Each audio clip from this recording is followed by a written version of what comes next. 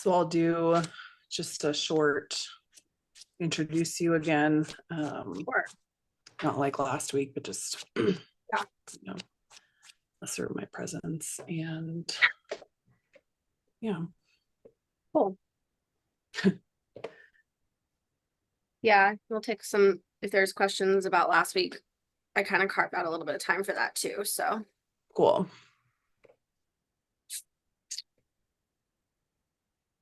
It's not giving me any like people in the waiting room situation. Let's see. I just went to the email that you sent out Yeah, right after the session one and clicked on that link. So yeah, that should work. And there okay. was actually two. There was a reminder as well. So Okay. Oh any of yeah. any of the above would do the trick. Okay. There we go. A couple more people hopped in. All right. We'll do the same thing as last time. We'll just give a couple minutes. Yeah.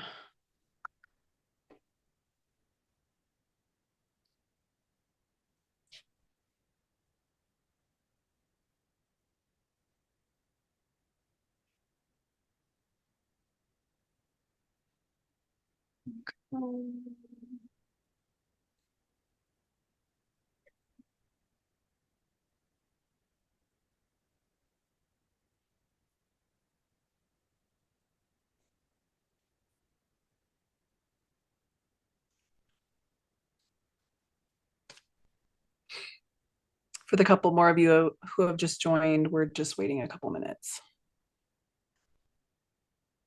Think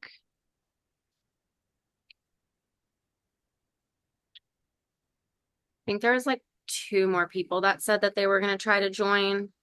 Um,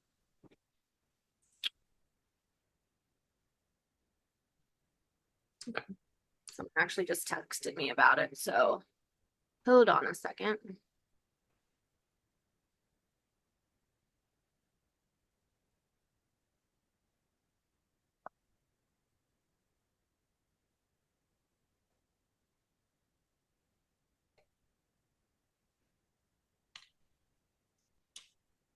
Hmm.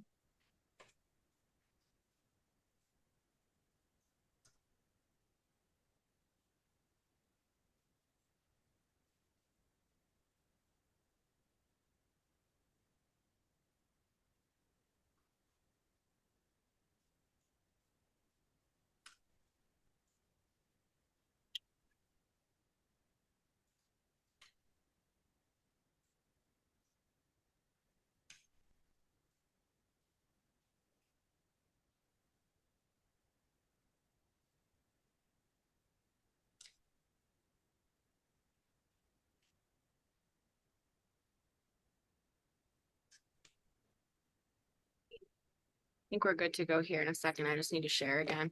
Okay.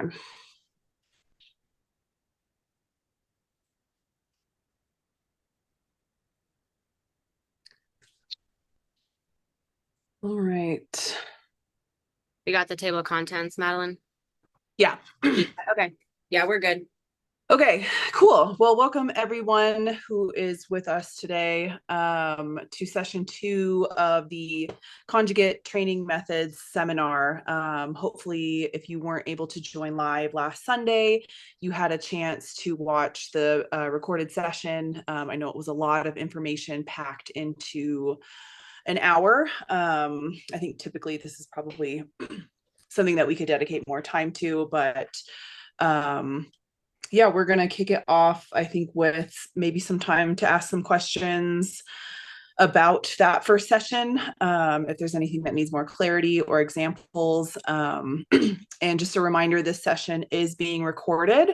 So you can either pop your questions into the chat, just now, or as we go along through the next hour. I'll keep an eye on the chat to let Sarah know if there's anything that comes through there, or if you feel comfortable to engage just by unmuting yourself and speaking up there. However you want to do it, we are here for it. Just keep in mind that it's recorded, so this is going to live on the internet. So just keep that in mind if you want to come off mute. But yeah, again, if this is your first time, my name is Madeline Scott. I am co-founder of Strength for All Bodies. And I am so happy you are here. And yeah, with that, I will pass it off to Sarah. Cool. Thank you, Madeline. I am Sarah Buckley. Can you see my face or not? Okay, cool. Yeah.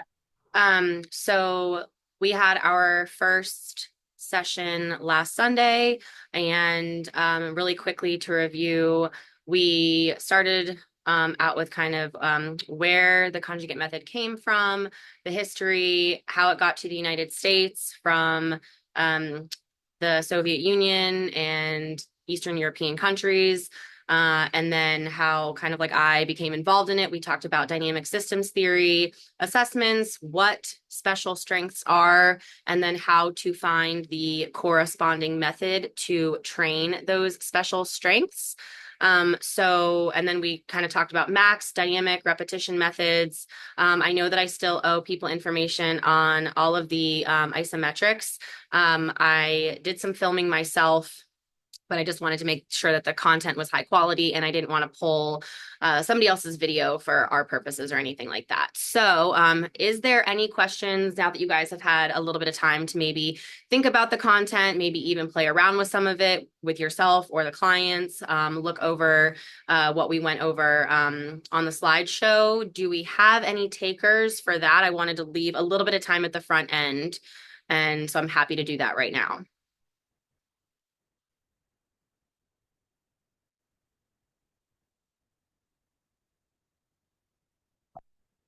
But if we're good, we're good.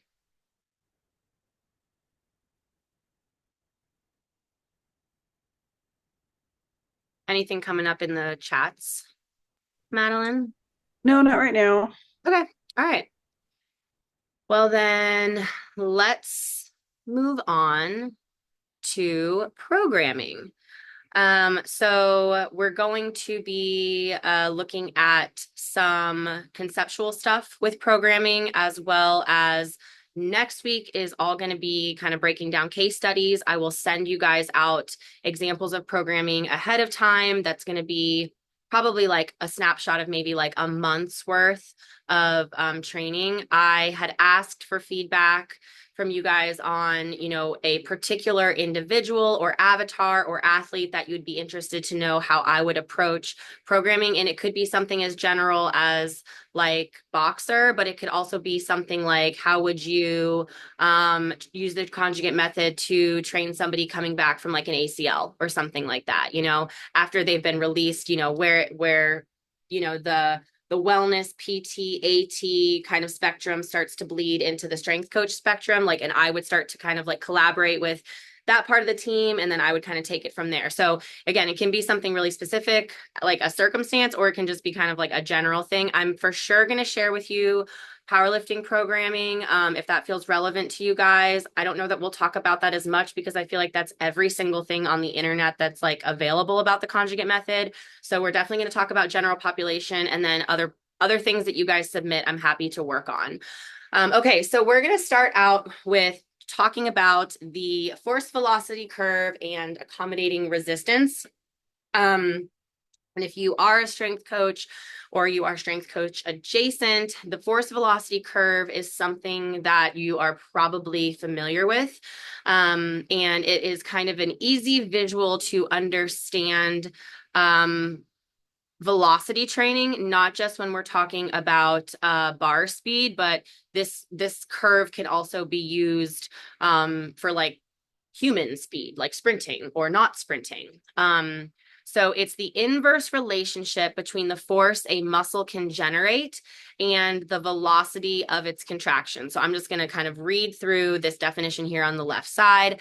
As the velocity of the muscle contraction increases, the amount of force it can generate decreases, and vice versa. So if you think about like a snapshot of a muscle contraction, it's going to, if it's a very short contraction, it can't produce as much force because the contraction starts and is over quickly. So there's not enough time for a lot of force to be produced. Now, the idea with training would be to increase the maximum amount of force you can produce within a small muscle contraction. That's one way to train the human body. Runners care a lot about that. That's kind of how they decide about turnover and things like that. This curve is the fundamental concept in strength and conditioning. It helps coaches and athletes understand how to optimize strength, power, and speed. So, when we talk about in the weight room and what we're doing, particularly under the bar and how it pertains to the conjugate method, is we want to make sure that we aren't training just one particular facet of this force velocity curve, because we as humans live in every one of these individual kind of positions on the force and velocity axes. And there is, to a certain extent, if you're also talking about kind of like the cardiovascular respiratory systems, I'm not going to talk about that, but there is a bit of a correlation as well between like what energy systems are getting trained and is the human body partnering with, like what energy system is the musculoskeletal system partnering with when we're utilizing maximum strength work or when we're utilizing maximum velocity work. So those can be some good questions to start to ask yourself. And that's an entirely different conversation, but an important one to have. And of course, when we're training in the conjugate method, we have the capacity to look at all those different variables and figure out how they get layered into our programming. So what we know is that maximum strength, which is very high up on the force output, your 90 to 100% effort, your 1 rep max, that is a very slow moving load, right? Because it's high here on the force y-axis, and it's nice and close to 0 on the x-axis. And so Louis Simmons has said something, which is that strength can be measured in time, which is that all of us, to a certain extent, can accumulate forces so that they begin to overcome the load of the bar. If you are somebody who has ever been extremely patient at the bottom of a deadlift, to the extent where you really don't think it's going to move, but you simply continue to keep pushing, what you are doing in that particular movement moment is you are continuing to consistently pushing forces down into the floor, out, whatever, into your own body, into the bar, until the forces that you accumulate outweigh the load of the bar and the bar starts to move. But it can appear to be happening very slowly. So what could happen is an individual might be strong enough from a force production standpoint to move X amount of pounds. However, it's possible that because they cannot move that force at a velocity that allows them to get it off the floor and pass their knees and lock out their hips, they might miss that lift. So they simply run out of time to make the lift. And all of us have breakdown points within our movement patterns, whether I'm going to continue to use the deadlift example because it's very straightforward. So whether it's kind of like being able to break off the floor, but then things slow down at the knees, whether it's grip strength, whether it's locking things out at the hips, we're going to at some point encounter a weak link. And that's going to be, and that's why we look at velocity training. So how do we overcome running out of time to make a lift? Well, we try to move heavy weight quickly. How do we train to move heavy weight quickly?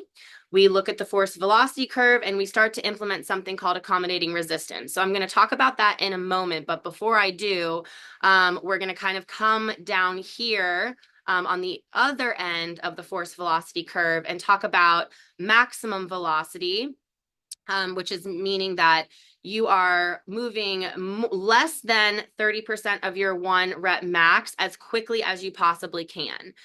So in the gym, this is not really strength work anymore. This is probably skill work, because whatever is 30% of your maximum effort lift or load, whether it's a squat or even like a pull-up or something, it's not a heavy enough load to be a training stimulus to create a biological adaptation on a musculoskeletal level.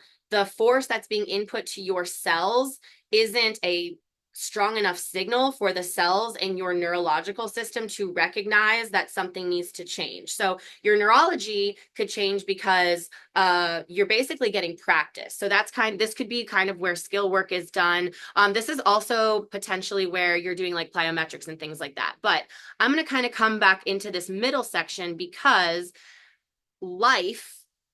human life, a lot of it kind of just happens in the middle. Like, in the gray area, not the most extreme heavy, not the most extreme fast, but just somewhere where things are kind of heavy, moving at a moderate pace. Okay. So training speed, strength, or strength speed, those are particular methods that are associated with a particular special strength. So for instance, speed strength is associated with the special strength of explosive power, training explosive power, and the means with which we train speed strength. I'm going to go over a bunch of examples shortly, but you can do that in any number of ways. Strength speed is more associated, again, you can see it's a heavier load, and it's starting to slow down.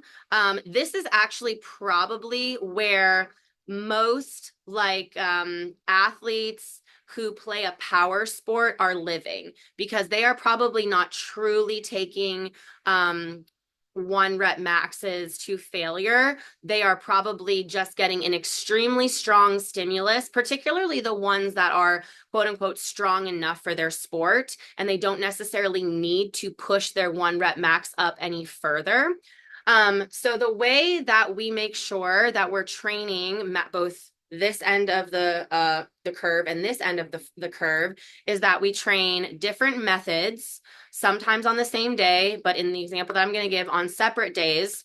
And we're going to use accommodating resistance to make sure that we're working at the correct stimulus. So you can see here that speed strength, I actually chose this intentionally because it's identifying speed strength as happening at 30 to 60% of a one rep max. And I think that that's kind of what the literature shows that we're able to do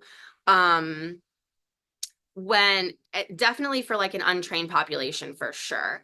However, I would recommend that this actually lives a little bit closer to 50 to 70% when we are using something called accommodating resistance. And I'm going to go to here. Yep.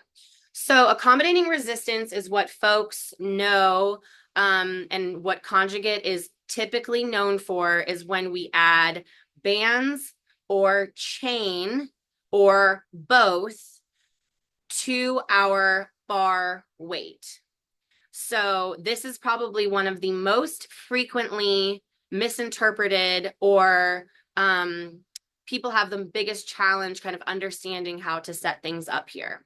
So we want to train the special strength of explosive power, also known as speed strength, which is trained via the dynamic effort method. Okay, so I'm trying to get you guys to understand that there's a specific strength that gets connected to a particular method, and the means with which we are going to train that special strength. I'm just going to use the example of a box squat. So what we would do is, I'm going to come back to, whoops, not the end. Here we go. This 30 to 60%. So what we would practically do is, for an individual, we would say, okay, we want to make sure that we're at a training stimulus though. So for me, this 30 is a little low, but this is just a very general like peek into where these methods kind of lie along the curve. So we know that adaptation is going to start to happen around 60 to 70+%, depending on the individual, their training age, their responsiveness, a lot of different things. So we want to make sure that we're capturing a stimulus that the body is going to recognize. So the example here is that we're going to start and say, okay, at 50% of their 1 rep max, their box squat 1 rep max is 100 pounds, which means they're going to have 50 pounds on the bar, and they're going to start to train speed strength, also known as dynamic effort. So dynamic effort is moving moderate effort loading, 50%. I think we can agree that that's certainly moderate. Moderate effort load at as quick a pace as we can, as quickly as we can stay in control of the lift. And this is how explosive power is developed in the human body, okay? So the intensity of this lift does not come necessarily from the load. It comes from how quickly you are moving that load. So intention matters quite a bit here. And this is where I made the mistake last week when I said meters per second squared. We're moving, but we're not moving that quickly. So we're moving at 0.8 to 1.8 meters squared. That's the bar path that we're looking for explosive power. So anywhere from 50, 55, 60, 65, 70% effort on the bar, moving at a higher velocity. So if the bar speed were to go slower than within those parameters, we would know, okay, number one, it's likely that there's too much weight on the bar for this individual to move it quickly enough to train this particular special strength. And conversely, if it's moving much, much faster than that for all the sets and reps, it is not challenging enough. So we know that we need to push that percentage north, okay? So when we have no accommodating resistance, we're not using bands, we're not using chains, the way that the wave works is an individual is going to start, I'm going to continue to use the box squat. It's going to be a 5x5 set at, and we're going to push it up. We're going to say 60%. And then the next week, we learned last week that accommodation happens right around 3 or 4 weeks. So I just always use a 3-week wave. There is literature and there are coaches within the conjugate method and other places who utilize a 4-week wave. I just use a 3-week wave because I just have, it just works for it honestly is a logistical choice. But anyways, so then the first week is going to be 60%, second week is going to be 65%, and then third week is going to be 70%. Okay, and that's just if we have just the weight on the bar, we're not using the bands or the chains. Now, if we are using bands and chains, how do we decide what bands to use, what amount of chains to use? So typically the rule of thumb is you are going to take 50% of your 1 rep max plus 20-ish% in accommodating resistance, whether that's band tension or that's chain. So we would have to lower the straight weight. So we use the example of the box squat as a 100-pound box squat.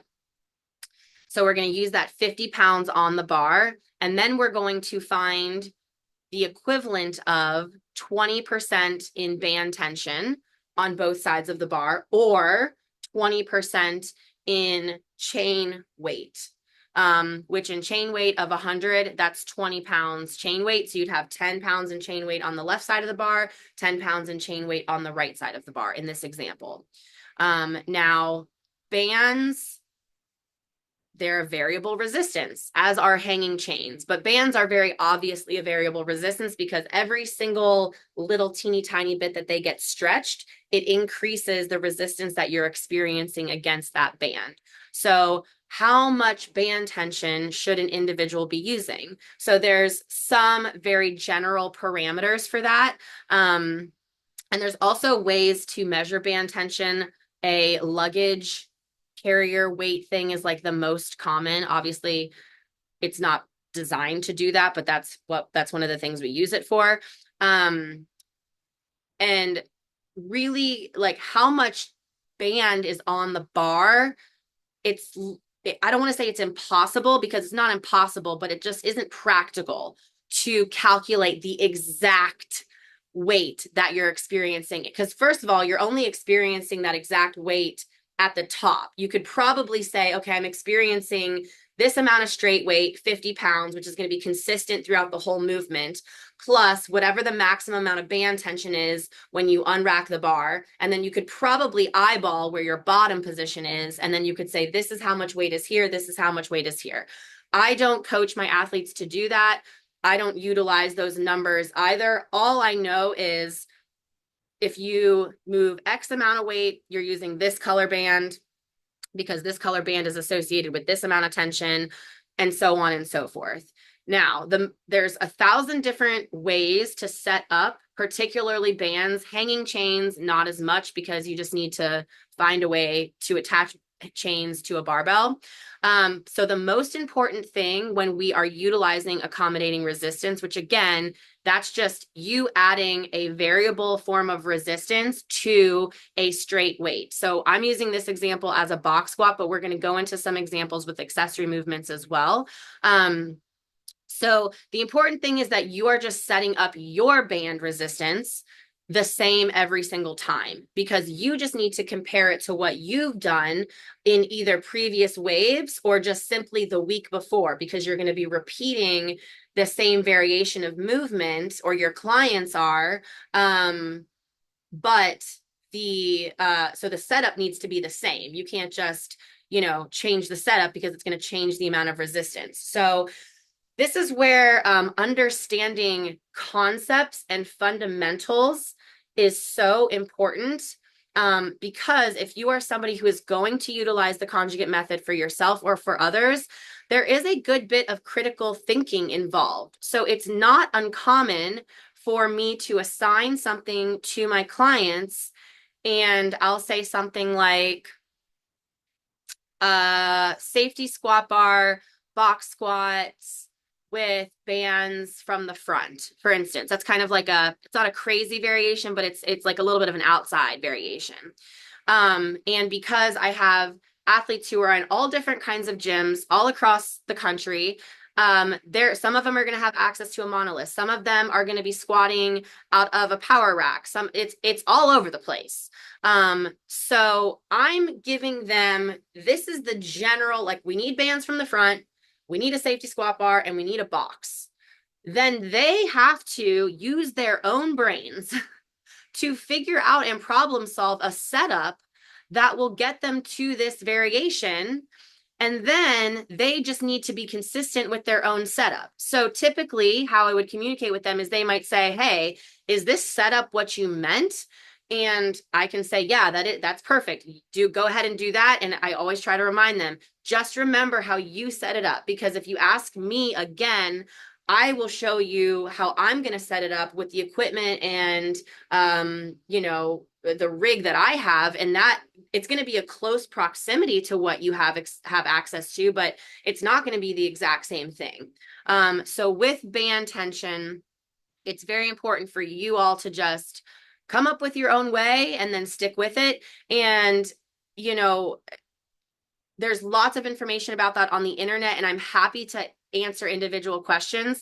For folks who are very, very brand new to lifting weights and brand new to conjugate, it is possible for them to use accommodating resistance, but you might be thinking like, okay, this person can't even, maybe they're not even capable of benching like a 35-pound bar or a practice bar or something, and that's totally fine. Accommodating resistance is not necessary. So not only are we using accommodating resistance to train all of the different velocities on the force velocity curve so that we can be a person and have clients that have the capacity to do maximum level output of force in the shortest window of time possible, because that's the desired effect there. I also find that training speed strength for general population is an extremely high priority for me, because again, this is where most of us are living. We're getting in and out of chairs all day. We have to get out, we have to get off of the toilet. We're getting in and out of a car. We have to turn around. So injuries happen at some kind of intersection where too much load is being input into the tissues at a particular moment in time. And some of it is not that it's too much, like it's not that they picked up a box that they literally couldn't pick up. It's likely that they like used momentum or they definitely didn't have control. And when an individual doesn't have control, it's not because they were moving too slow, it's because they were moving too fast. And the reason that they were moving too fast is because they were trying to lift something that they actually didn't have the capacity to lift. And so they had to use speed as a tool, and but they don't have the capacity for that, right? So by giving them the capacity in the gym, I'm training them to be able to do quick movements at moderate load, which is things that people do, tens of times every day. With the chain weights, just really quickly, that those parameters are way easier. There's these, you can either hang chains directly over a barbell. That sometimes works for bench press, depending on how long your chains are. Typically, there's something called a leader chain, which is a chain that's made up of much, much smaller links, and it acts just as a loop. There's also there's a bunch of like not expensive products out there. Spud makes a really good one where it's just something that you hang on your bars and it has loops. The intent is to hang chains, but I actually do a ton of stuff with that piece of equipment. And I think it's like less than $50 for the both of them. If people want to know what that is, I'll put a link in the email that goes out. But for chain weight, what we want to do is we don't want to have swaying chain, so that when an individual picks up the bar or whatever it is that they're doing, it doesn't have to be a bar, it can be other stuff too. We don't want to have daylight underneath the chains, okay? We want to have about 3 to 4 links on the floor when it is at the tallest position of the movement. And then again, in the box squat example, as the person is sitting down to the box, the weight is deloading because the chains are accumulating on the floor. And then as they stand up, more chains are getting picked up. Okay. And if you're an individual that has never tried accommodating resistance, but you want to utilize it with your clients, I would suggest that you yourself experience these 2 different means of delivering a stimulus, because they do not feel the same. They're both technically doing the same thing, where you're getting deload at the bottom and you're getting heavier at the top. Some of this is individual, but the bands give us something called an overspeed eccentric, meaning you are experiencing the weight of the bar, gravity, plus these bands pulling you down. And so if that allows the human body to harness quite a bit of kinetic energy at the bottom of the movement, and then they can return it. So in my experience, and I think with most people, adding bands to a bar, it just makes you move quickly. Like the bands are such a good teacher. If I'm trying to get somebody to move quickly, I could cue them all day long, and a lot of people are scared to move things fast. They don't want to lose control. However, again, strength is measured in time, and we don't want to run out of time we want to be efficient and move well. And so once I could add a band to a movement, and all of a sudden this person is able to move fast, because that band is giving them constant input, and they understand, I need to outrun this band. This band is about to staple me. And they're able to do it. Now with chains will always feel incredibly unstable. They will feel very heavy at the top. I think that chains are probably the best way if you're trying to peak an individual and really, really push and stimulate their central nervous system. Chains are an amazing way to do that, because it is heavy AF at the top of that lift. And then from there, because the chains, it's a variable resistance, but each individual link has to clear the floor. So you just aren't moving quite as fast, because it doesn't work in the same way as a band. So again, I think these are individual variables that coaches should try out on their own with an array of different movements to just see how things work. And if you want to think about outside of just the main movements, there's a couple, for for instance, like this is a quick example that I use all the time that I really like is a dumbbell bent over row against a band, against band tension. So why do I like this? I like it because it changes the shape of the bent over row from being kind of like a steep, like a steeper row with the shoulder packed. It kind of changes it into this long J shape, which allows us to lengthen the lat a little bit more and involve the shoulder blade a bit more. And then again, it's adding load, adding load, adding load. So as the individual, typically, we're going to be getting, we're trying to overcome. It helps us train strength at end ranges. And it also helps us train strengths at places where we're plateauing. If you have somebody who has a sticking point in a lift, they definitely need to be training against bands because they need to learn how to push through a sticking point. And training bands, along with technical cueing, moving moderate weight at high velocity, is going to help them understand and help their body understand how to move through sticking points. An example that I like to do with chains is like a chain only tricep extension. And there's a lot of different like cable handle attachments that you can use for that. And then you just load up chain. And the part of what I wanted to talk about before we kind of like go into some different things, but there's some psychological benefit from not knowing exactly how much weight you're moving. But I also want to pause here because we just talked about a crap ton of stuff.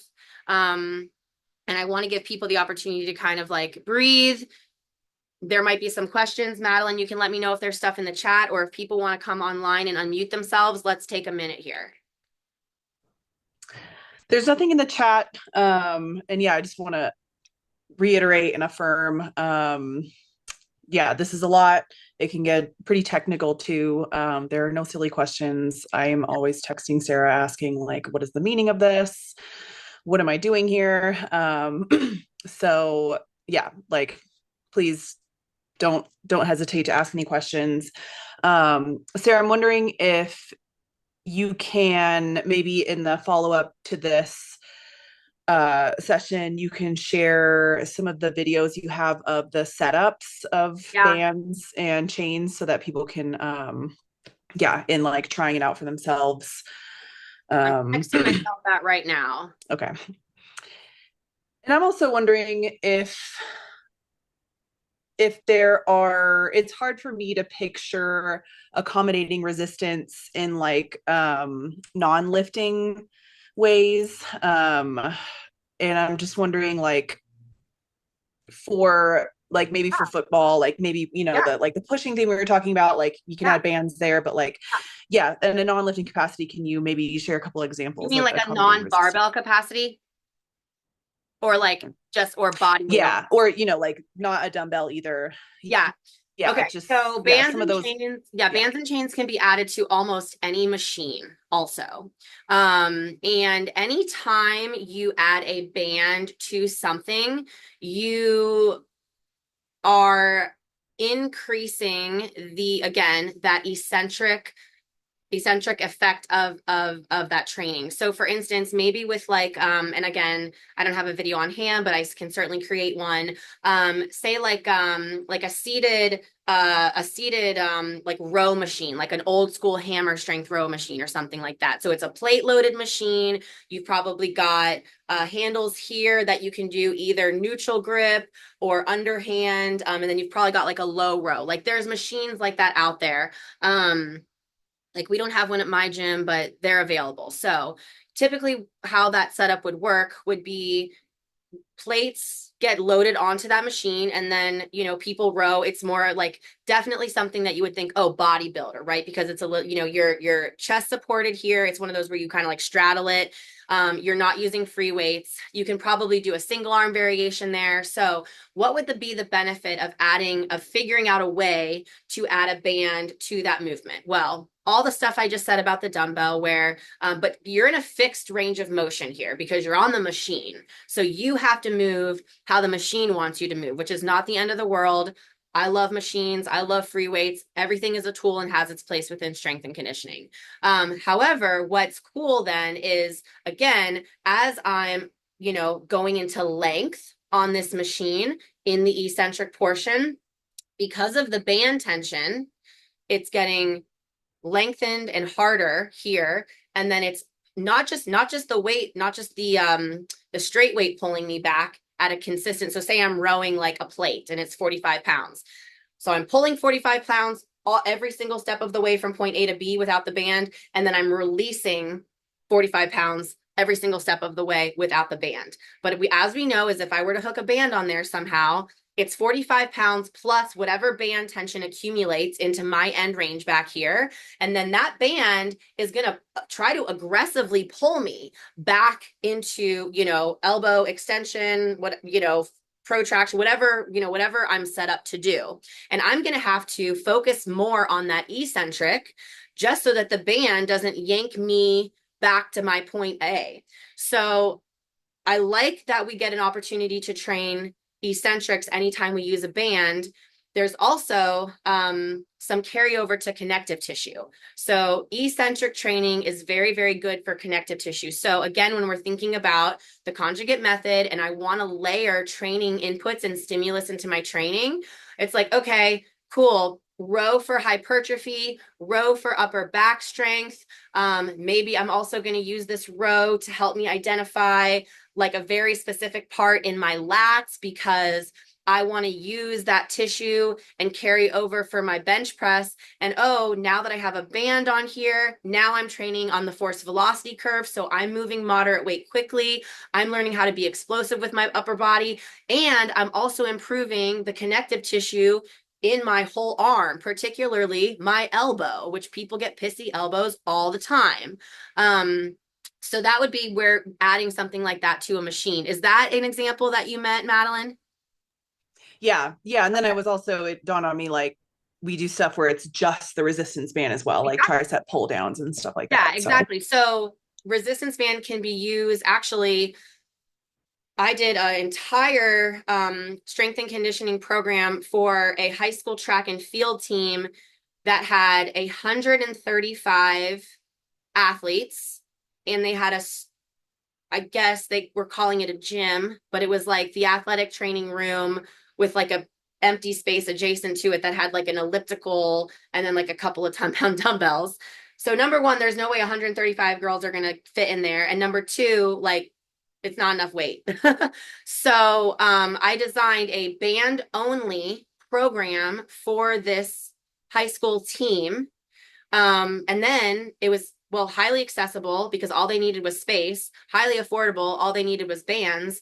And yeah, we were able to kind of harness the training the force velocity curve, which is incredibly important for runners, as I mentioned before, and for everybody, but really important for runners, just by using accommodating resistance. So they were using band tension to do everything, squatting, lunging, and the setups would just vary and we would kind of just like figure out what we needed. And then to your point, a lot of times our very high volume finisher work to failure work, which we talked about that stimulus last week, that it's safe, and it promotes a recovery stimulus. That's just, I mean, we wouldn't call that accommodating resistance. We would just call that band tension because it's not like assisting, or it's not assisting in training anything against a straight weight, but it is still variable resistance and it still has the eccentric component to it. Yeah.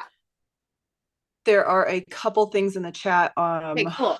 I'll share. So Rebecca shared a couple good examples of the banded marches in Oh, preparation for the Grand Canyon, perfect. and that she sees bands utilized with plyometrics a lot for jumpers and basketball Yep. players and volleyball players. So Yeah. those are some other examples. And then there's also a question: would you recommend using bands or chains on exercises with partial ROM, or is that too many variables? Not too many variables. The There, it has to make sense. Okay, so a good example of using bands or chains on a partial range of motion. I'm going to use an example of doing a bench press off of pins, like the top, maybe like the top 1/3 range of motion of bench press. So like a dead press off of pins with hanging chain weight. So the opportunity here is overloading the tricep. And so we are not going to be able to do a full range of motion with the same weight, just even if we didn't have the accommodating resistance. So variables can be compounded. A general rule of thumb for lower body is that each variable added, if you're trying to make a judgment call or an estimation, for lower body, each variable added is going to be about 10 to 15% off of your 1 rep max. So say your competition 1 rep max is 100 pounds for a squat. And now I assign you a straight bar box squat. The box is one variable. So we're going to decrease, so we're going to estimate that your 1 rep max box squat with a straight bar is 10 to 15% off of that 100. And then when we add bands, that's 10 to 15% more. Now I change you out to a safety squat bar. That's 10 to 15% more. So eventually, like I've been working within this system for almost 9 years, two cool things happen. The first is that I have tons and tons of data on myself. So I can if I come against a variation that I've never done before, which happens all the time, even though I've been doing it for a long time, because there's like infinite amount of variations. And if you are a creative individual and you're working with a coach who is constantly challenging, your own dynamic system, you're going to have to come up against different variations. But yeah, and then for lower body, or excuse me, then for upper body, it's closer to 5 to 10% every single time you add a variable. So my recommendation would be that it's not necessary and it's definitely not too many variables. But as a coach, if I were to say, why are you doing that? I would need you to be able to give me, a halfway decent answer, in for it to make sense. So if you were to say to me with the bench press example, I'm trying to overload this individual's triceps because they are, not able to lock anything out, and that's their sticking point, and I want them to get practice there, then cool. That's great. That's a good answer. Yeah. Anything else in the chat, Madeline? Nope. Okay. Yeah, so actually really quickly, this kind of ended up we already talked quite a bit about accommodating resistance. The partial range of motion stuff is really conjugate, like it's very prevalent in the conjugate method. And a lot of times people say like, oh, well, maximum, train everything full range of motion. Well, full range of motion of a shoulder for a power lifter is going to be different than full range of motion for an aerialist. It's going to be different than full range of motion for a pitcher. So when somebody says train full range of motion, I don't know what they mean, number one. And number two, if they do mean train to the individual's full range of motion, it's like, yeah, we do. We do that also. Because we are trying to, see every single possible position that the body could be in. And we're trying to get it strong in literally every single one of those spots. And by going through full range of motion work, you are neglecting that the weight that I can lift through a full range of motion doesn't challenge me at my strongest point of that full range of motion. It only defaults to the weakest area. It has to, or I wouldn't be able to lift it. And so we will train full range of motion. We will train deficit ranges of motion, meaning, we'll go deeper and lower and longer than we actually need to train. And a good rule of thumb, just FYI, is training about 10 to 20% outside of ranges that that you're going to need. Because injury, plateau, etc. That's like a total aside, but interesting to know for coaches. And then the partials allow us to really focus on weaknesses. And partials can exist in barbell movements. Partials can exist in body weight movements. Partials, it can be isolated movements, like a lot of like isometric work for instance, like tricep and bicep health is done in a partial range isometric or mid-range isometrics, because we know that mid-range is where injuries happen.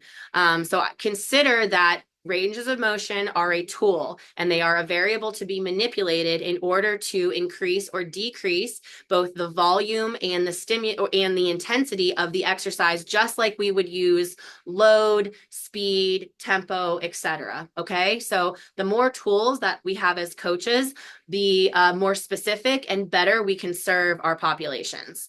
And specialty equipment, not everybody has access to it, but it is helpful and beneficial because, number one, not everybody can hold on to a bar.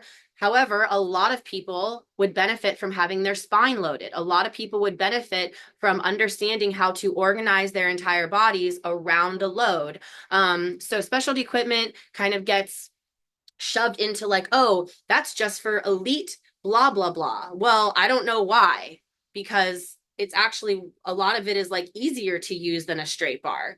And it's a lot less technical than a straight bar. It's way easier to coach than a straight bar. So if you have access to specialty equipment, I encourage you to start playing around with different variations. Just because a tool was made and designed to be used for a specific thing doesn't mean that that's the only thing that it can be used for. Okay, so if you are trying to think about setups and you're looking around your gym, and you basically, it's a means to an end. And as long as you're being safe, there's no really wrong setups.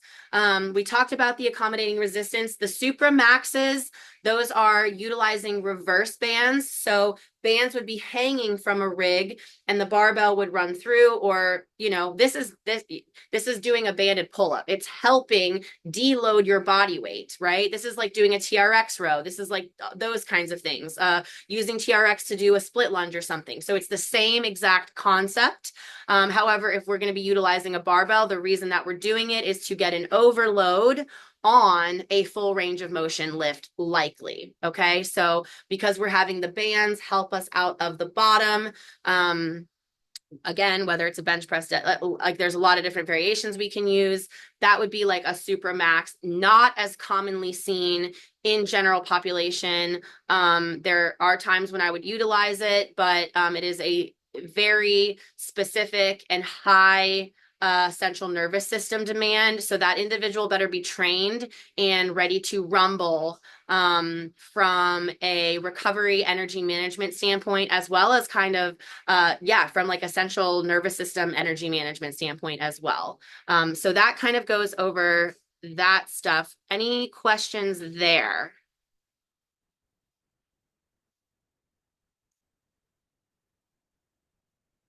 We good, Madeline?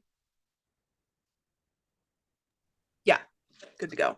Okay, so this is going to be next week, but really quickly before we kind of close out this evening, this was something that I wanted to add into this presentation, and it was something that was kind of brought to my attention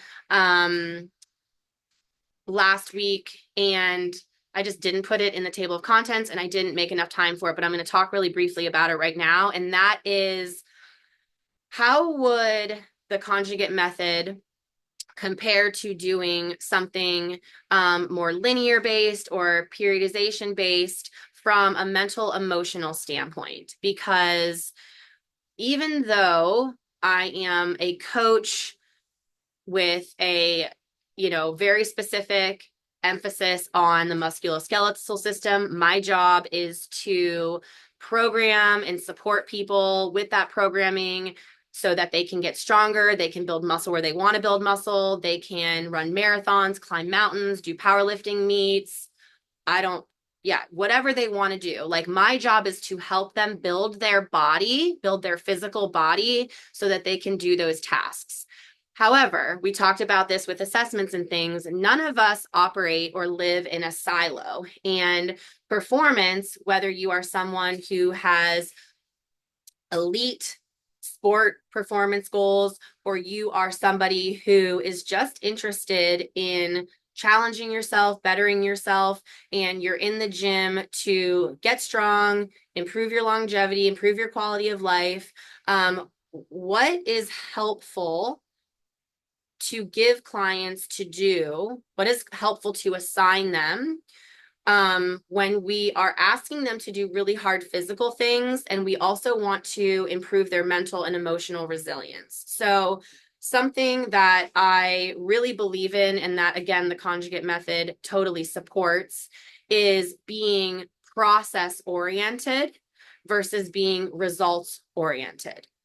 So if you really quickly, like, what does that mean? It means that I want to bench press 150 pounds at my next meet.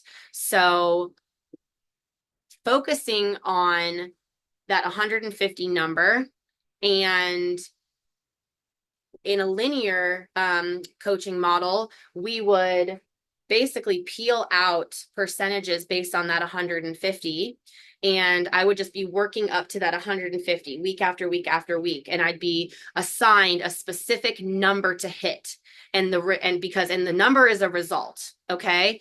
And so what happens mentally and emotionally for me when I don't specifically hit that number? It could be fine. It could be very stressful.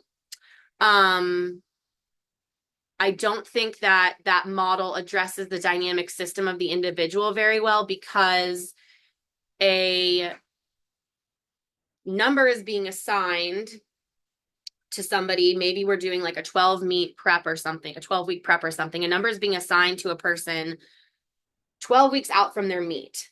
And that assumes that they're going to be able to increase every single week to a certain extent all the way up to the meet, meaning that they're going to have a really good day, a really good training day every single time that they have to do that movement leading up to the meet. Now, am I saying I never utilize this? That's not true. I do utilize this. However, I wouldn't utilize that with somebody who had challenges around numbers thinking and around all or nothing thinking, or having a day where one day out of 100 training days, they were struggling with something that they can usually do very easily, because that's going to live with them. Okay. So I want to be able to work with that person and help them to understand, number one, it's just one training day. It's just one data point. And number two, we have to understand that the stimulus is the most important thing. The number is not the most important thing.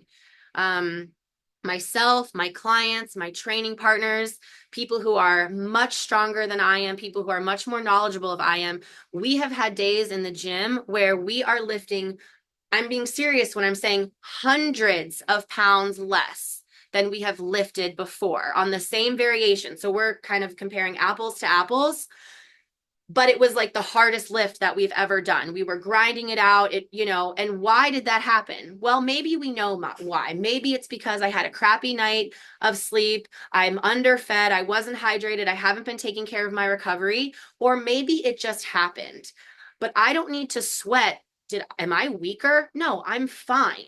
Because what happened is I trained the stimulus. My body got what it needed, and it fulfilled what it was fully capable of at that given moment, not something that a coach decided for me 12 weeks ago, not knowing how I was going to be on the day that I was executing this movement.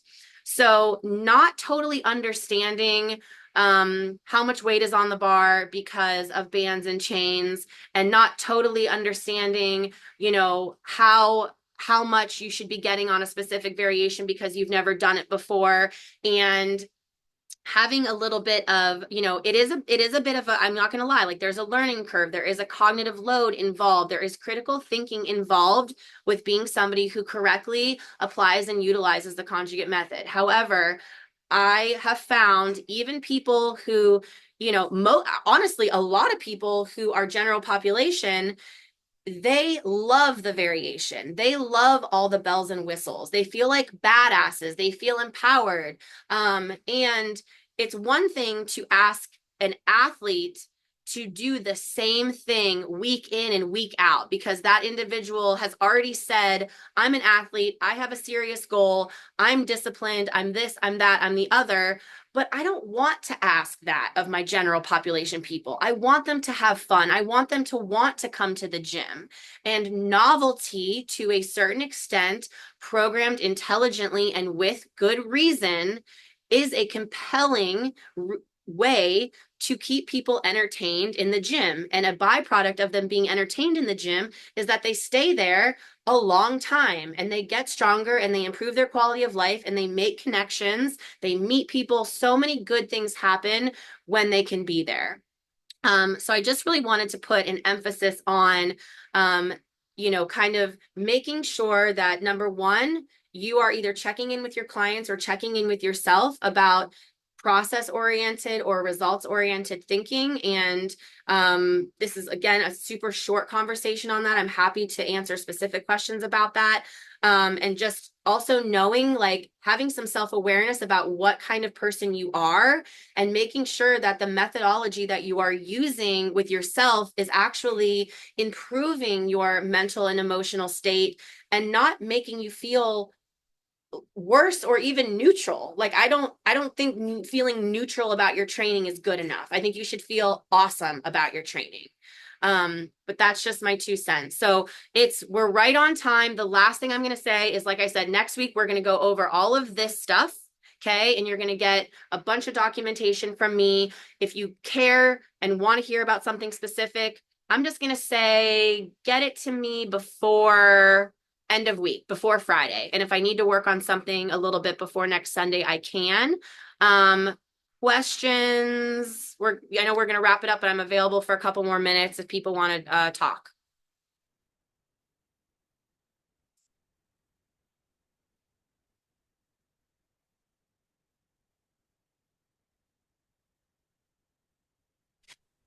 Hey there.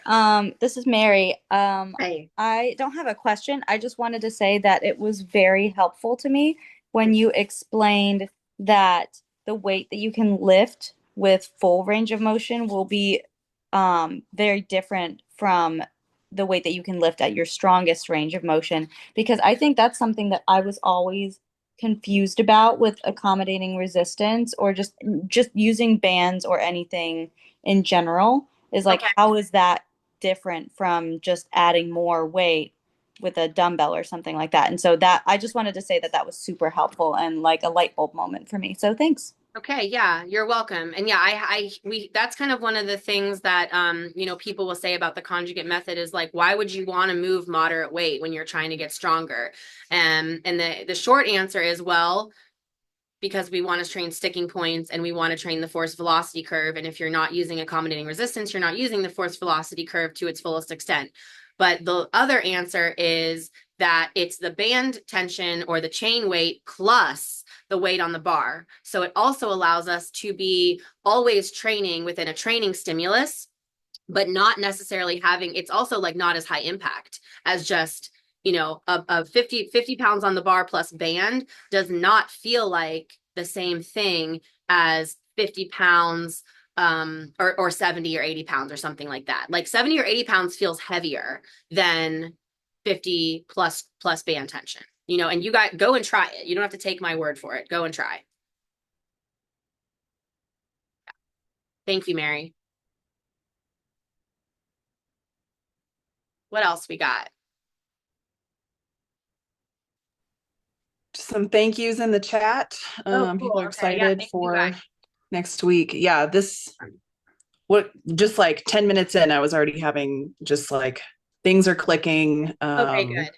I know Yeah. this is probably like the hardest one. This is the one where I'm like, this entire thing could be like a 3-part session. This is the one that I also like to do in person if and when I can. So Yeah. So as people just sort of let this like marinate over the week, and maybe the folks watching this recorded session over the week, I just want to clarify, we will have, so next session is just all about like example programming, and people will have yeah. a lot more time for like open discussion and questions. Is that Yep. right? What's going to get Cool. sent out is depending on what you guys give me back, is I'm going to give you a month's worth of general population conjugate. So I'm going to basically just like pick. You're going to get programming from me. You're going to get literal like examples and spreadsheets. Okay. And I'll send that out ahead of time so that you guys have time to look over it and then you can come with questions. And then if we need to problem solve and go over things in person, we can, if people, again, like people want to bring those examples. And then, yeah, we're going to talk a little bit about, you know, kind of like the main split and the 2 special exercise days and how you can manage volume that way. And then we already kind of got into exercise selection, but like I think if there's some common exercises in the conjugate method that aren't necessarily seen other places. I don't really know why, because for instance, like, I don't know, like a Tate press. That's not inherently conjugate. It's just a tricep exercise, but it doesn't get necessarily utilized a lot in like traditional strength programming. And honestly, I don't know why. So I wanted to kind of give the opportunity for people to just learn new exercises also if they wanted to. That's very practical. And even if you don't like any of this, I'm sure somebody would love to learn how to try a different way to train the triceps. So yeah. Okay. Well, if that's that, thank you guys for being here again for this second week. It'll be a similar cadence. Oh, and I didn't even say, I'm so sorry about the password thing. This is my first time doing this, everybody. Mistakes. So you're all guinea pigs. I appreciate your patience. That should all be cleared up now, and I learned, and it won't happen again. But you'll get a recording early in the week from me, and then you'll get a reminder later in the week. And I'll include the programming stuff in the early in the week one. Yeah. All right. Cool. Thanks so much, Sarah. What a Okay. wonderful, Yeah, wonderful opportunity this is. Yes, this is a great time. I appreciate everybody, and let's have a kick-ass week. Thanks, you too. Yep. Bye, everyone. Thanks so much, Sarah. Yep. My pleasure. My pleasure.